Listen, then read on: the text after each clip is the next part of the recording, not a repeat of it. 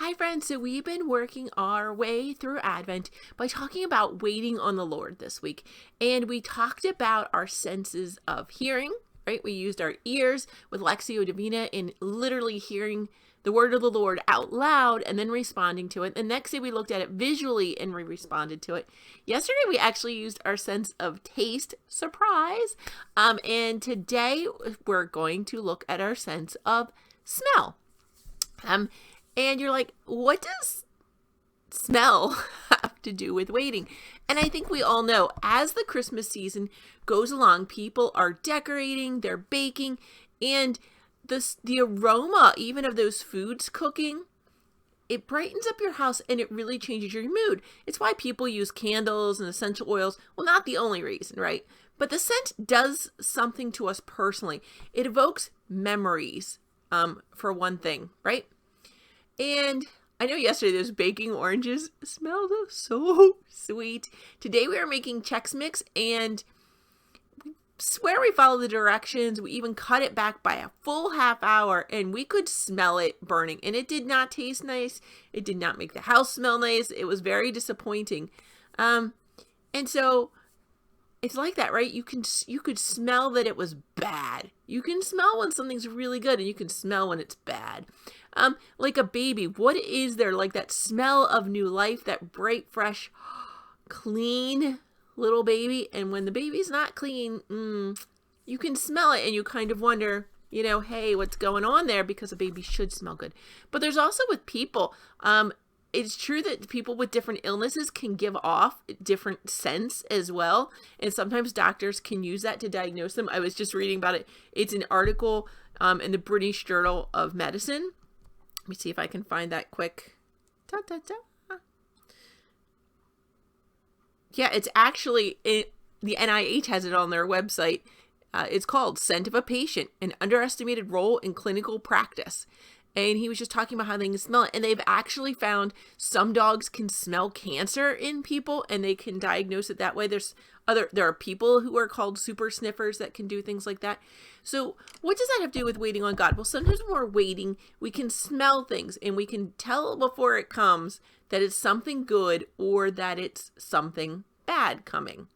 And not always, sometimes a person may not smell the most fragrant, but they have a good heart and they need help. But you can smell that there's something wrong. They need help. There's something wrong with them.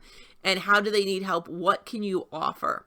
Because usually they're beautiful people who have maybe fallen on hard times, or maybe sometimes when you have cancer or certain kinds of radiation, it actually kills your sense of smell and you don't even know it's going on. So other people do need to just take you aside and gently say, hey, this is what I smelled.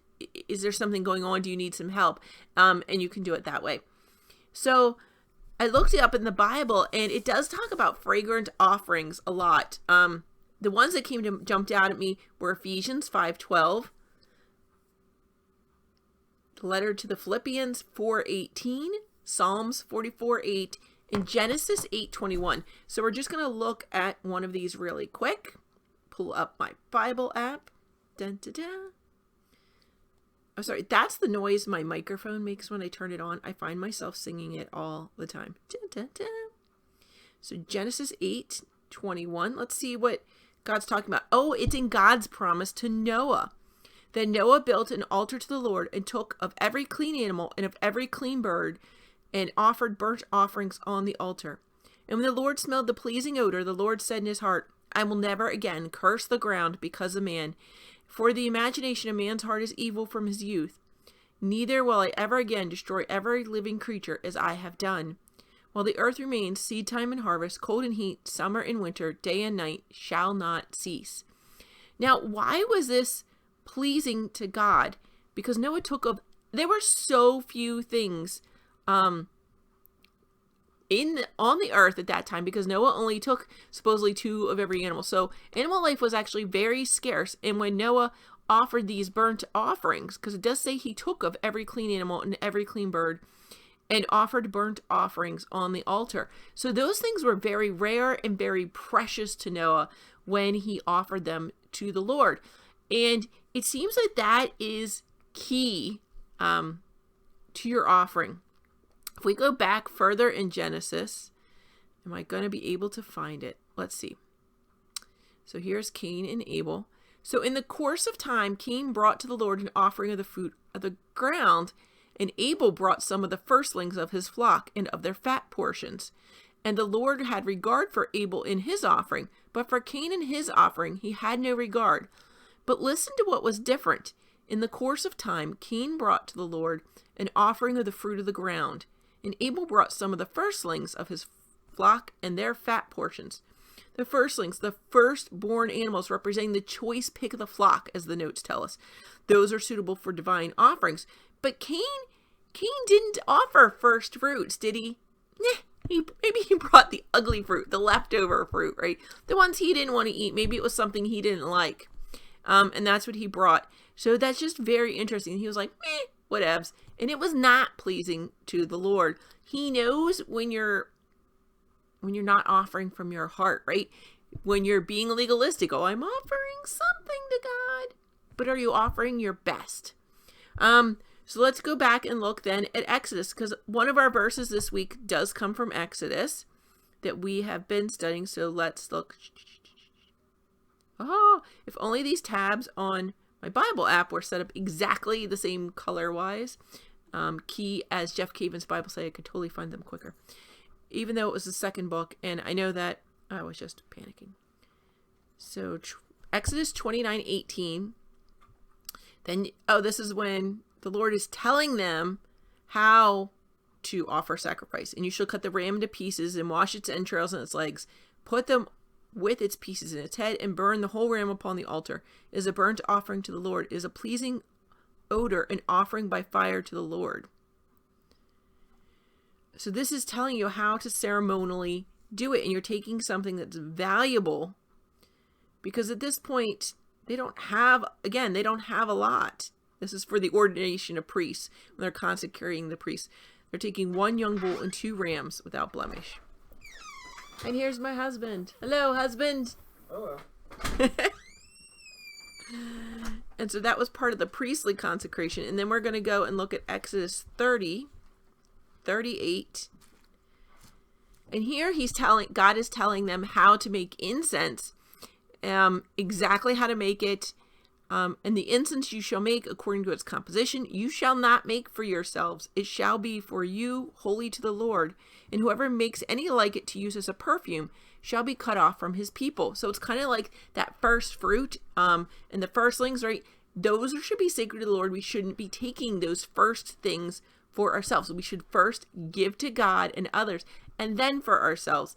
And so he's warning us again. So now let's look in Isaiah.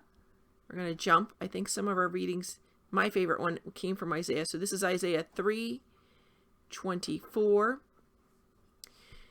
And it's telling us, let's see exactly what's going on in 3. It talks about the Lord's judgment. And it starts out, Isaiah 3:1. For behold, the Lord of hosts, is taking away from Jerusalem and from Judah stay and staff, the whole stay of bread, the whole stay of water. He's taking away bread. That's serious, because we know what bread is representing. Let's see. And he says again, I will not be a healer. In my house there is neither bread nor mantle. You shall not make me a leader of people. For Jerusalem has stumbled and Judah has fallen because of their speech and deeds are against the Lord. It's just interesting that it says again, tell the righteous that again it shall be well with them, for they shall eat the fruit of their deeds. Woe to the wicked, it shall be ill with him, for what his hands have done shall be done to him. And I'll jump down to the end there. It says again, instead of perfume, there will be rottenness. Instead of a belt, a rope. Instead of a well-set hair, baldness. Instead of a rich robe, putting on sackcloth. Instead of beauty, shame. And it's just telling you right there that you're going to get the opposite. If you're taking it for yourself, what you're going to end up with is the opposite. So it's kind of like what you do in this world now. If you do things that are rotten and awful now, that's what you're going to get. So you expect Like, I'm going to work really hard and get all the good things in this world. Well, guess what you're getting in the next world? You're not getting that. But if you're little and small and give to others first and take of yourself what's left over, then you're going to have good things in the next world. So this really speaks to the Beatitudes, right? And so what does this have to do with waiting? The Beatitudes were a guide to do, using my planner. The Beatitudes were a guide to what we're going to do while we're waiting on the next coming of Christ. So this one's talking about the second coming. So let's jump and find, I don't have the Beatitudes memorized, so let's look real quick where they are. Beatitudes, typing it in, and let's look for Matthew. I need the number. Matthew 5. Okay, so we're going to jump to Matthew 5 and look at what we're supposed to do while we're waiting. Ooh. Blessed are the poor in spirit, for theirs is the kingdom of heaven. Blessed are those who mourn, for they shall be comforted. Blessed are the meek, for they shall inherit the earth. Blessed are those who hunger and thirst for righteousness, for they shall be satisfied. Blessed are the merciful, for they shall obtain mercy. Blessed are the pure in heart, for they shall see God. Blessed are those who are persecuted for righteousness' sake, for theirs is the kingdom of heaven. Blessed are you when men revile you and persecute you, and utter all kinds of evil against you falsely on my account. Rejoice and be glad, for your reward is great in heaven, for so men persecuted the prophets who were before you. And let's stop and listen here. For you are the salt of the earth. But if salt has lost its taste, how shall saltiness be restored? It is no longer good for anything except to be thrown out and trodden under foot by men. You are the light of the world. A city set on a hill cannot be hidden. Nor do men light a lamp and put it under a bushel, but on a stand, and it gives light to all the house. Let your light so shine before men, that they may see your good works and give glory to your Father, who is in heaven. And last week we talked about salt and light. So this is really bringing it all forward. While we're waiting, we need to be that salt and light for others. And how do we do that?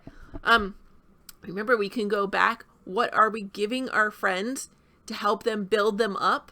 Are we giving them beautiful things? Are we giving them strong things? Are we giving them gems and solid rock faith to do things? Or are we kind of letting them slide by? Like, you see something happen and do you run over and offer help? Like, maybe you see their foundation crumbling a little bit. Do you offer them help? Do you say, hey, what do you need? Maybe I can help you, or help find resources for you. Or do you let your friend stumble under the weight of their load? Are you helping your friends? Are you being that light? Sometimes you can see somebody and they're in a corner and they're working on something really hard, and you need that flashlight, you need that little bit of light to really see what you're doing.